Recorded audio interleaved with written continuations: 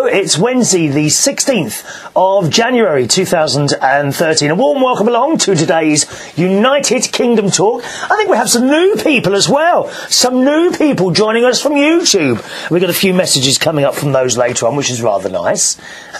New people, I can't believe it. I mean, we are desperate, as you well know. We're Oh, here comes the cat. Come on, darling. She won't come in here. I don't understand why she won't come in the little studio anymore. Katie! You might hear her meow, just a minute. Katie! Katie! Sometimes a way to get a cat is to make scratching noises on something. Look.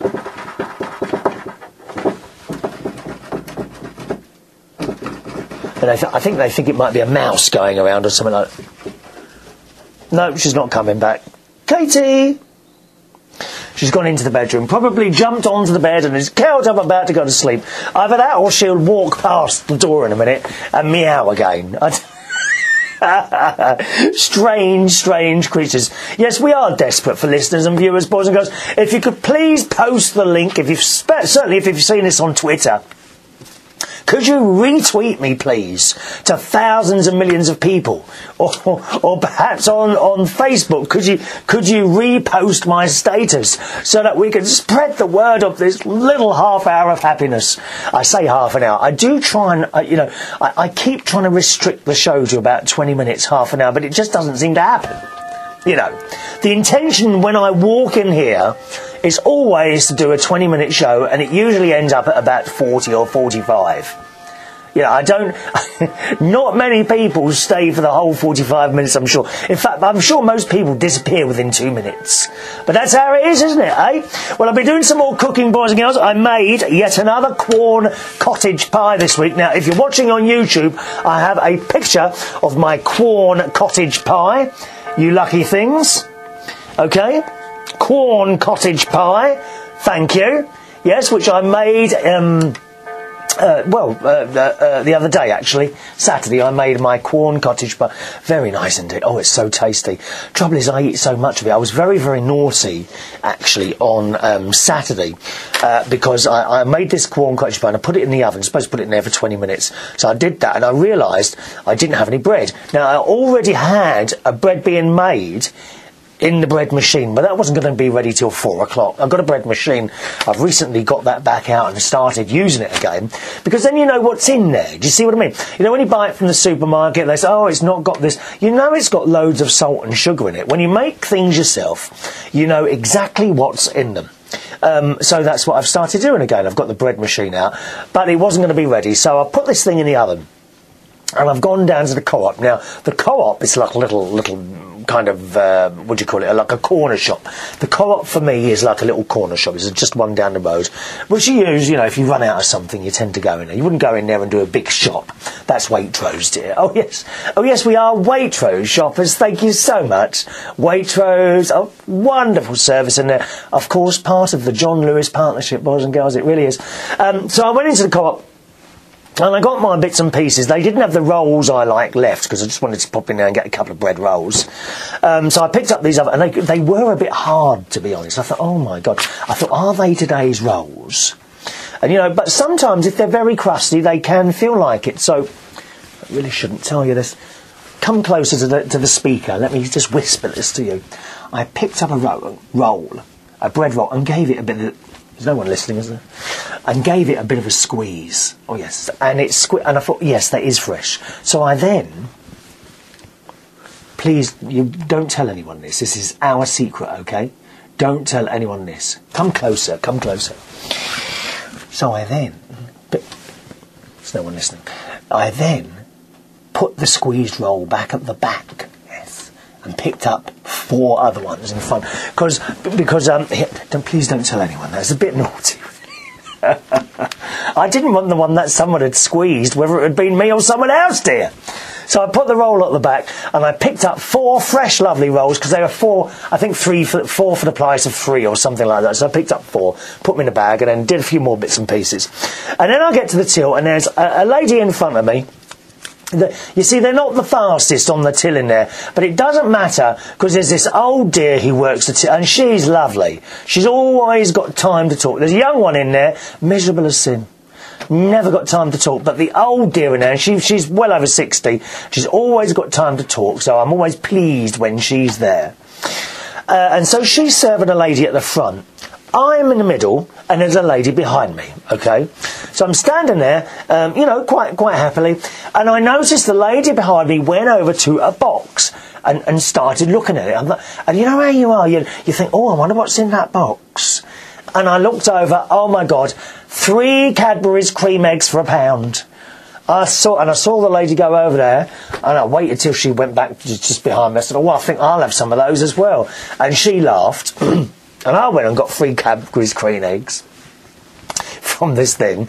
And the lady in front of me looked round and she says, oh, you've both done that as well, have you? She said, look. And she produced 3 Cadbury's cream eggs. I mean, there's a massive run on the Cadbury's cream eggs at the moment. You must rush out and buy them, dear.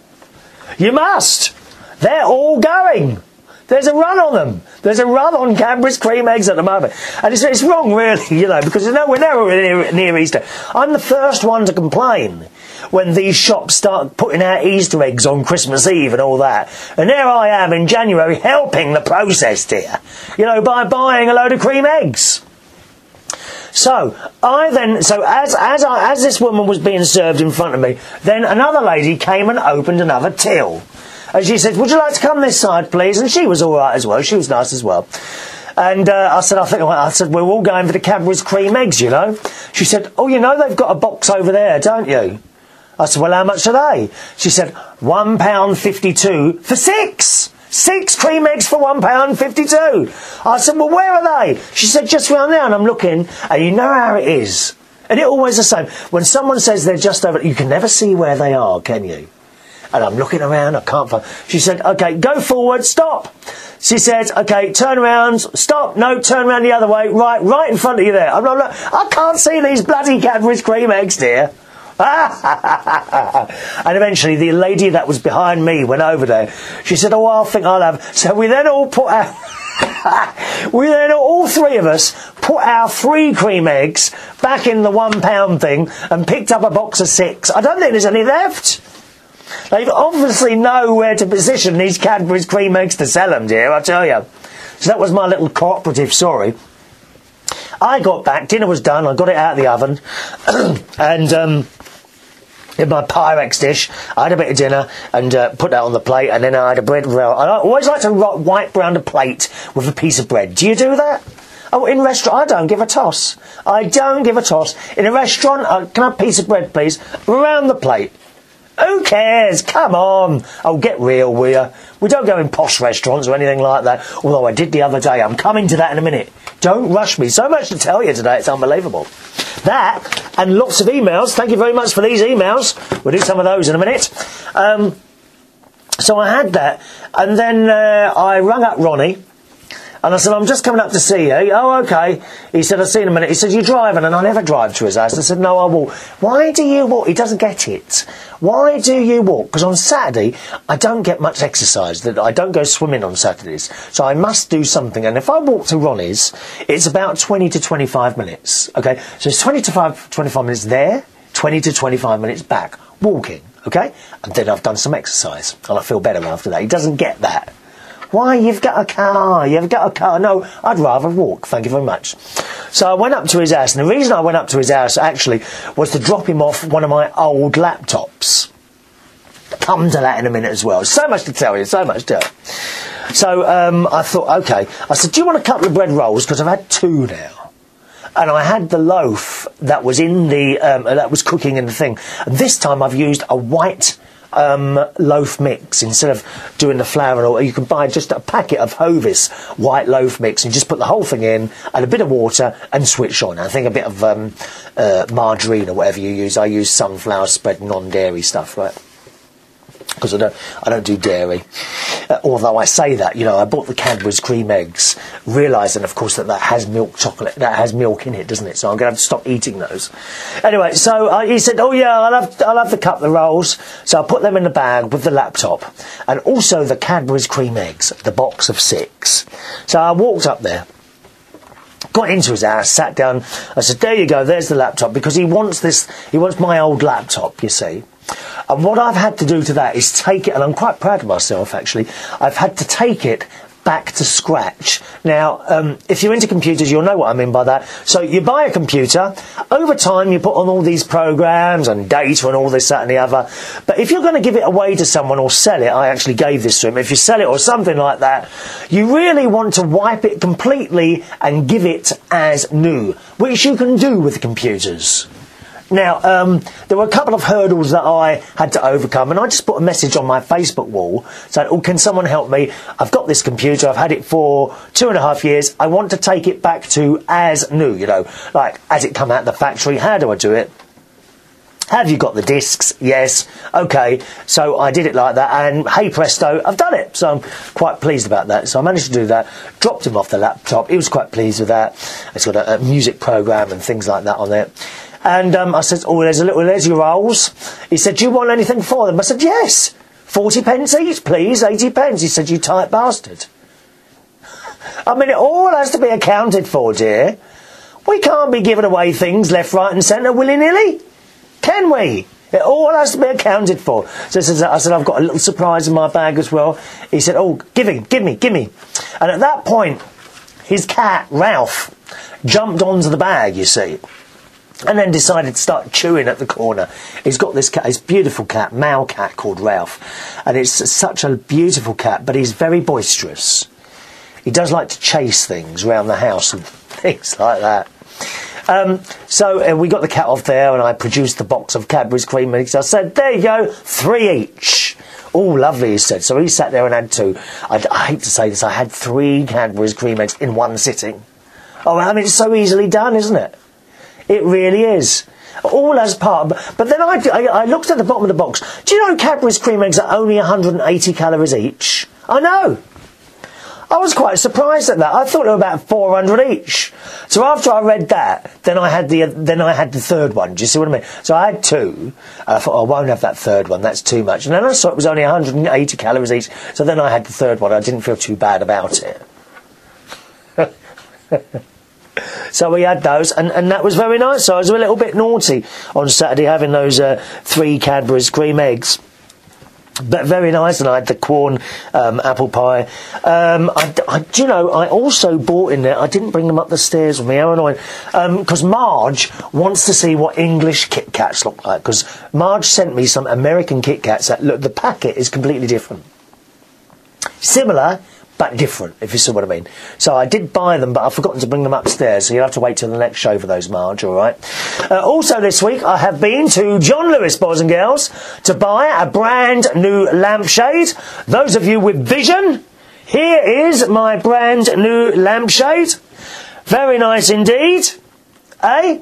It's nice, isn't it? Yes, I got that from John Lewis, and it's green, because my living room is green. Okay, so everything has got to be green. I took wrong with it. Now, I'm not one, I don't see things that kind of go together, do you know what I mean? I don't see a scheme in a room.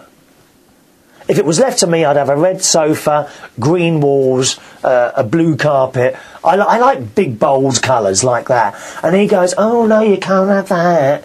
Oh, you can't have that. And I was looking at sofas as well, because I want to get a new sofa at some point this year. Not yet, because at the moment my one where I sit has kind of gone down, you know, that corner. So I wanted to get a new sofa, and I saw this bright red one. I said, I like that one. He says, you can't have that. He says, you've got green walls. I'm like, and? You know, why does that matter? He said, no, it won't go together. Oh, I don't understand it. Anyway, so I chose this lampshade, and honestly, £22.50. It's big. It's a very big lampshade, £22.50, and I thought, oh, that's a bit pricey. And then, on the back, it said it was half price. £45 for a lampshade, dear.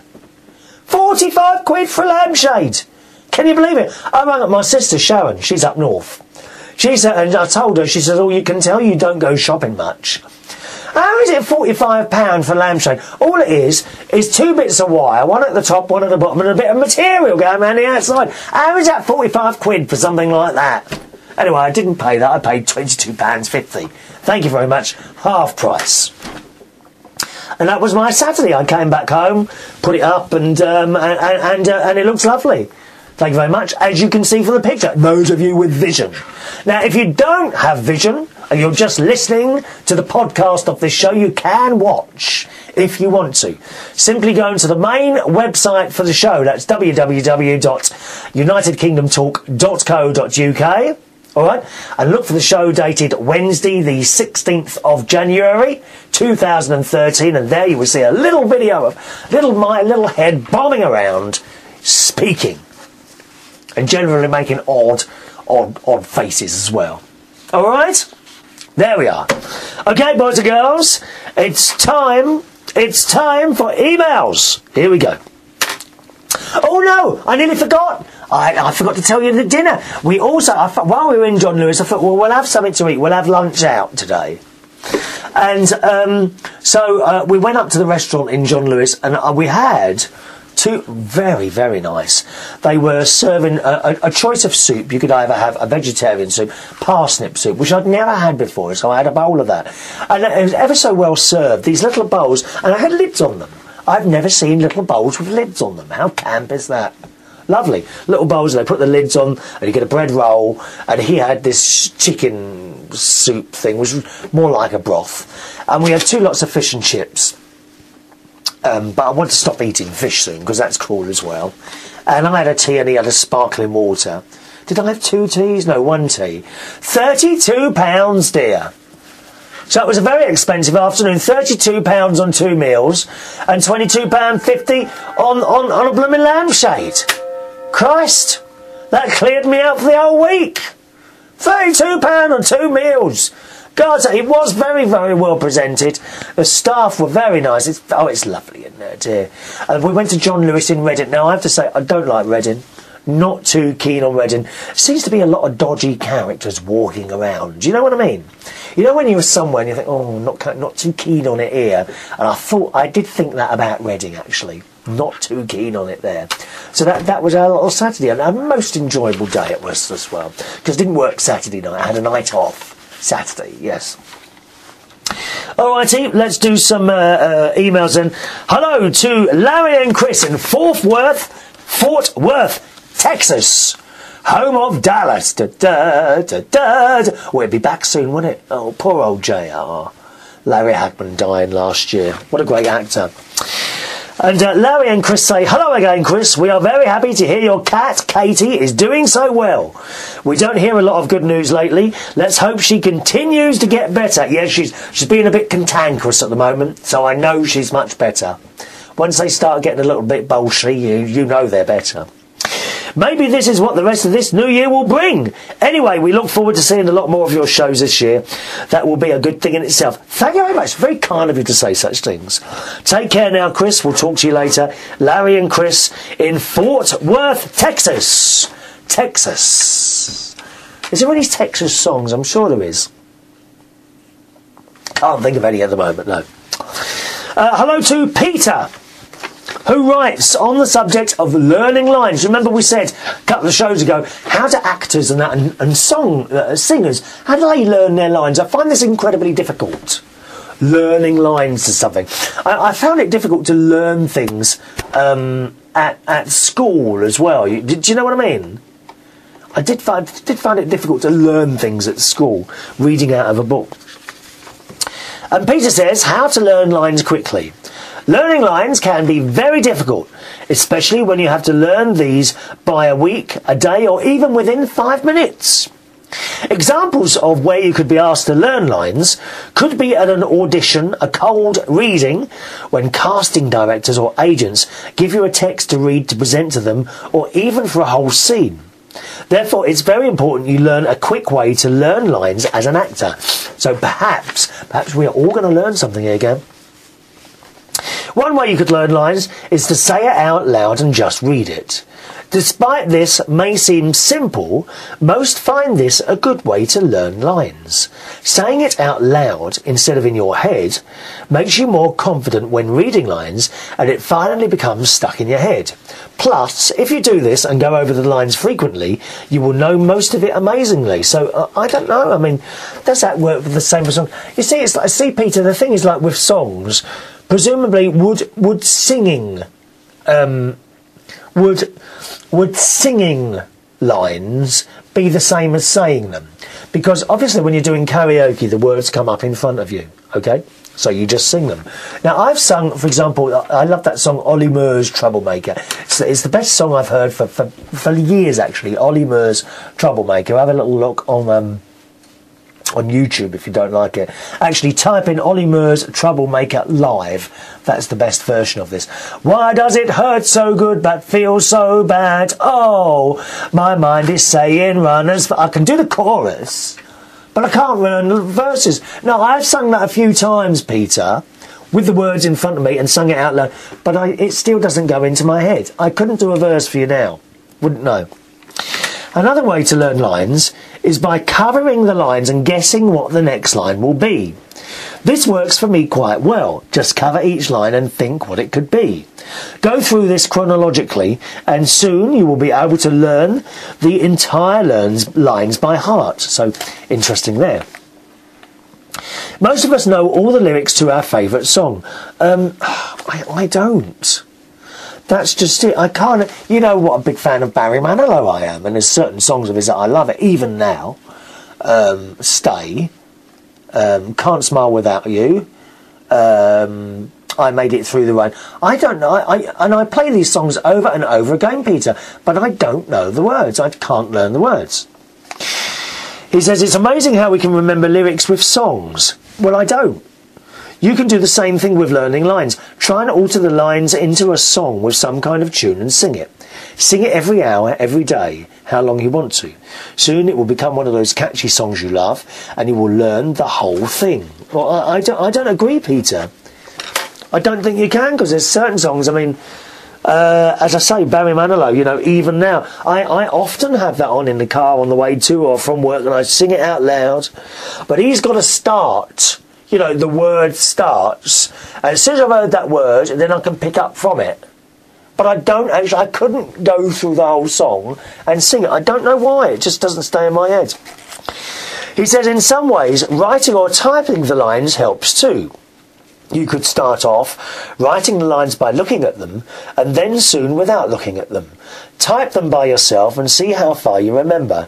It is a very quick way, especially typing, when you begin to memorise what you are going to say. In addition, some people find recording yourself speaking the line and playing it back helps. If you record yourself speaking a line, for example, on a mobile, and play it back frequently, this helps you learn the lines in your memory and learn it quicker. You will become familiar with the lines and learn it rapidly. Tip: if you had headphones or earplugs, you can listen to the recording by yourself, and it will become more clearly and attached to your memory. Or I can't think of anything worse listening to one of my own shows, Peter. To be honest. Get your friends, family or teachers to help. If you speak your lines, have a friend to check you are saying the right thing. If you do forget or miss out a block of lines, your helper can stop you and prompt you on what comes next. If you keep doing this, you will know where you are making mistakes and you will learn your lines together. Another way, in which maybe some of you have heard of, is keeping the lines under your pillow when you sleep. This is an old actor's tip. In some ways it may help. It gives you confidence and psychologically helps you gain confidence that you know your lines so well that they are absorbed into your mind. Try it and see how it goes. Many actors have done this, so have a go.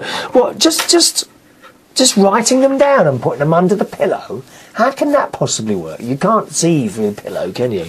I don't see how that works. He says, use a highlighter and highlight your lines. This gives colour and energy in your monologue or script. If you highlight lines with certain colours, the different colours help you remember more clearly. If you highlight key lines, moments and phrases, these will help trigger your memory with all the beautiful colours.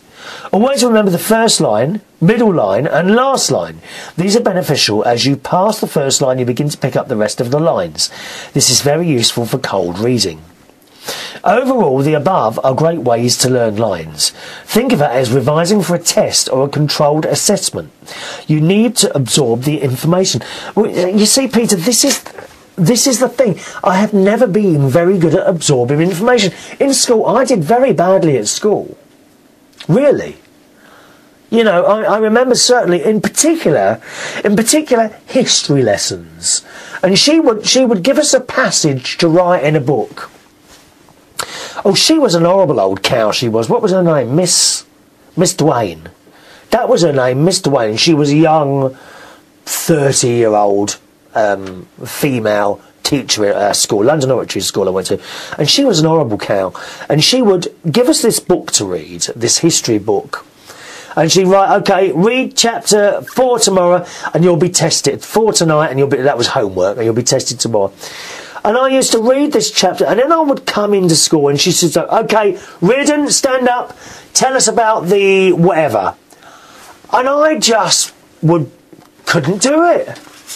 There would be nothing in my head. I would have read this passage once, twice, but there would be nothing. It just did not absorb information, and it still doesn't now. You know, certainly with computer programs and instructions on how to use certain computer programs, I read them and I might as well, but it just doesn't go. You think, what the bloody hell was that all about? Just don't get it. It doesn't go in my head. It never has. This is not a recent thing. It's always been like that in my head. It really has. And it just doesn't absorb like that. And I'm sure I'm not the only one. There's probably plenty of people who it doesn't. Now, if you take me out somewhere and show me physically how to do something, like, I don't know, like put a wheel on a car. Oh yes, there's some examples there. You know, I've often looked in car repair manuals, and it shows you this is what you do. And you look at these pictures, and I can't bloody work out what's what.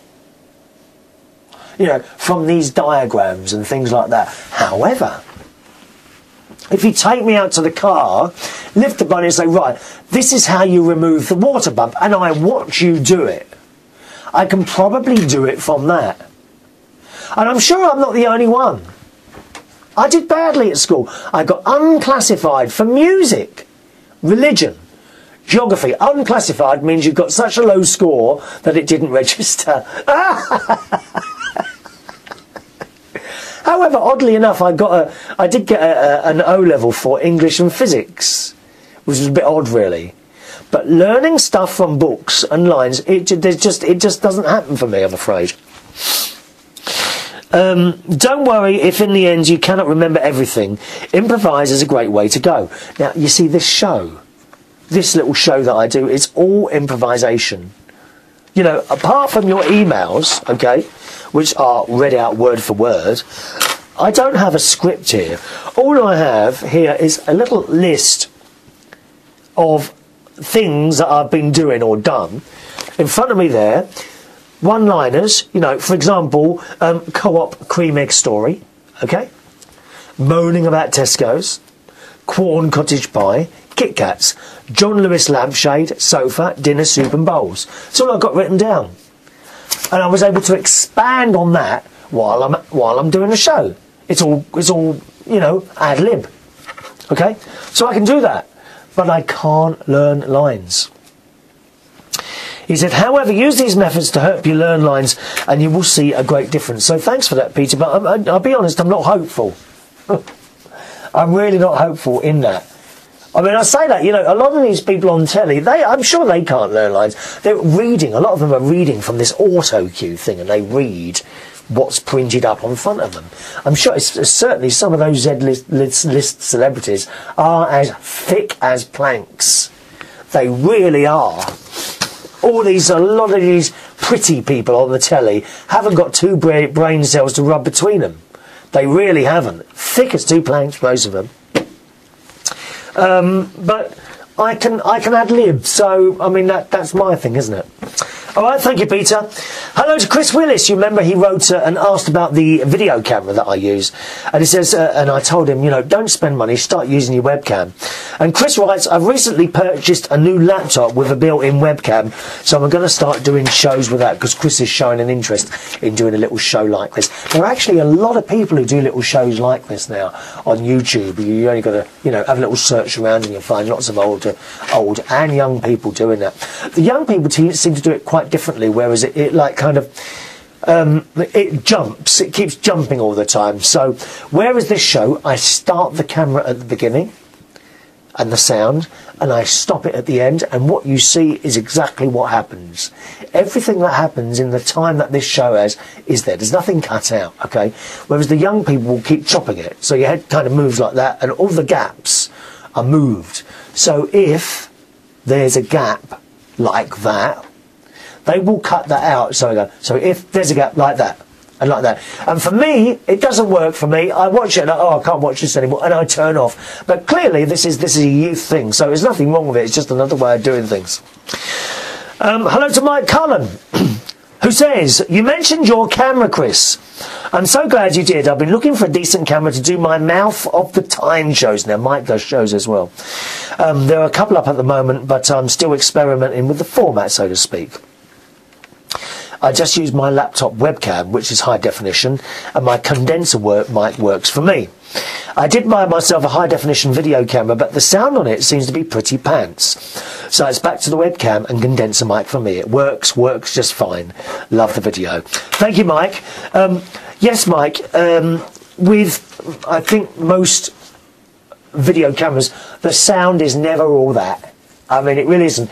Indeed, for this show, I do not record the sound on the camera. That is recorded either on the computer or on my little recording gadget that I have sitting next to me here. And it's quite a few years old now. I've got a little recording gadget. The sound goes onto that. There's a microphone plugged into it. There's a little microphone on my chest. You can hear that. I mean, he's scratching that there. Okay, so that's my microphone there. And then after I finish doing the show, then I put it into a computer and join up the picture and sound, and that's why the quality is quite good. The quality on cameras, indeed, this camera does have a little microphone input in it, and I can plug the mic into it, but for some reason it doesn't save very well at all. So that's the way I do it, Mike. But, you know, don't rush out and buy a video camera until you've been doing it for a couple of months, because you might find after a couple of months, oh, I don't really want to do this anymore, and then you know, if you're doing it on your little webcam and that, then you know, it doesn't matter, because you've done it. But if you buy an expensive camera, you know, and I class anything over sort of 75 quid as expensive. If you buy an expensive camera and then you only use it for 2 months and you put it back, and you know, it's a bit of a waste, isn't it? So keep doing it on your HD webcam for a couple of months until you know, until. Now we've got some new people joining us on YouTube. First of all, let me see. GMC Andrew 116 YouTube user says, wow! I've got to say, this is the first time I've ever seen your channel. I'm surprised that you've been going this long, considering how many viewers you have for each show. Yeah, well, yes, you're quite right. You know, this show is on various platforms. There's the podcast audio only. Okay, there's YouTube. There's Blip TV. Now that's the one that people will pick up from Apple, because you can subscribe to the show on iTunes. Just type in United Kingdom Talk and you will find the audio version and the video version, and you can subscribe to one of those. So Blip TV is the one that you get on the audio version. They're all the same show, just on different platforms. And Daily Motion as well. And I suppose for each show, if you add in all those different platforms, there's about 200 people watch each show generally, and you know, it's not an enormous amount, but it's enough people to make you want to carry on doing it, really. You know, if people are sort of enjoying it, then to me it's worth it. It would be, well, don't get me wrong, it would be wonderful to have thousands of viewers. I know people on YouTube, a very good friend of mine, Charlie Hyde's TV. She has thousands of people watch her videos. Thousands. But she does something completely different from me, like with makeup and all this business. This isn't really mainstream. What I do, I know where my corner is. You know, do you know what I mean? I know this is never going to be like a huge TV show or anything like that. That's not really what it's about. It's just having a little bit of fun with yourself, really. You know. He says, but I've got to say, you have quite a talent, which is very kind of you, and the show is quite engaging. When I see this episode, Bid TV popped into my mind straight away. You're not the only one to say that, funnily enough. I'm sure if you send one of these videos to Ideal Shopping Network or Bid TV, I'm quite sure you would get an audition. I could surely see you presenting. Keep up the good work. That's from GMC Andrew. Thank you. Is that that's where they sell stuff, isn't it? I'm not quite sure how that works. I'll have to have a look at that. Is that a free channel? Because I've only got free televisions here. Oh no, we can't be subscribing to anything. And actually, it's funny. Over the last couple of years, there's been a couple of people, and it's always Bid TV for some reason that they seem to mention. I don't know why that is. And we had some more messages on YouTube from someone else who said Bid TV. Now, where is it now? Oh, I can't find it now. That's disappeared, isn't it? But anyway, so some new people have joined us on YouTube. Craig Wallace. Hello, Craig, who says, made me laugh in the last show where he said dirty bastards, and I imagined him on Bid TV. See, there's another one, Bid TV. Craig. Ellen Michaels says, Lee, weird choice of video to like, isn't it? Did someone like my video and you think it's a weird choice? I'm a very weird person. So that does kind of make sense. Thank you, Ellen. Hello to Rob Callis. Rob Callis. Rob Callis. That's not a trick name, is it? Rob Callis. Rob Callis. Rob Callis. No, not a trick name. He says, LOL, love the dirty bastards line. That's awesome. Was bought here by McAndrew, by the way. Love this channel. Have now subscribed. So hello, Rob. Welcome to this strange world that I live in. By the way, where are you lot? Are you lot in the UK or America or where? And wherever you are, in whatever country, whereabouts are you? If you're in the UK, you're in London or somewhere like that. I don't need to know exact address.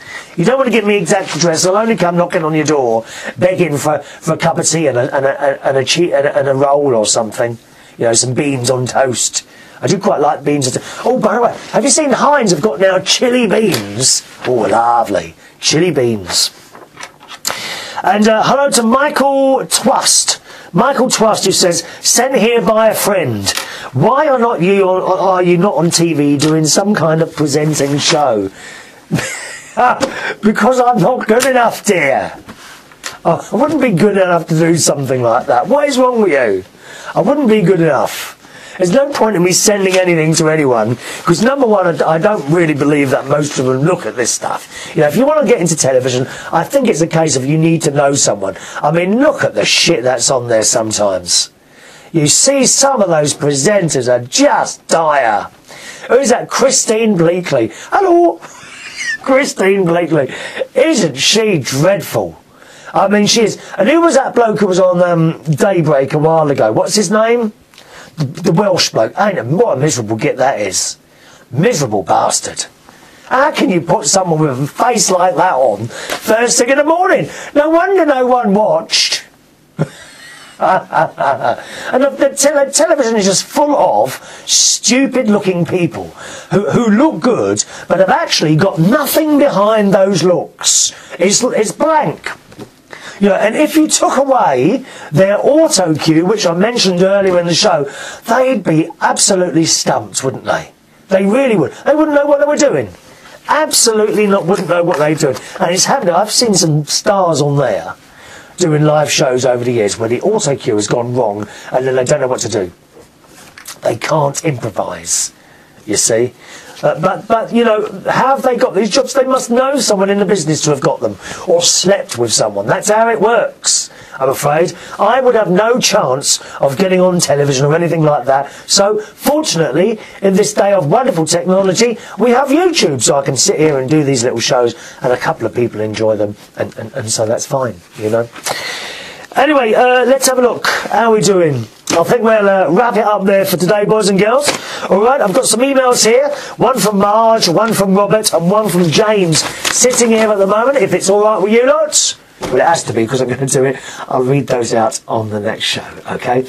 Being a Wednesday, if you are doing anything tonight and you're in the London area, I'll be hosting karaoke at Belushi's in Borough High Street in London. That's Wednesday nights between 10 p.m. and 2 a.m.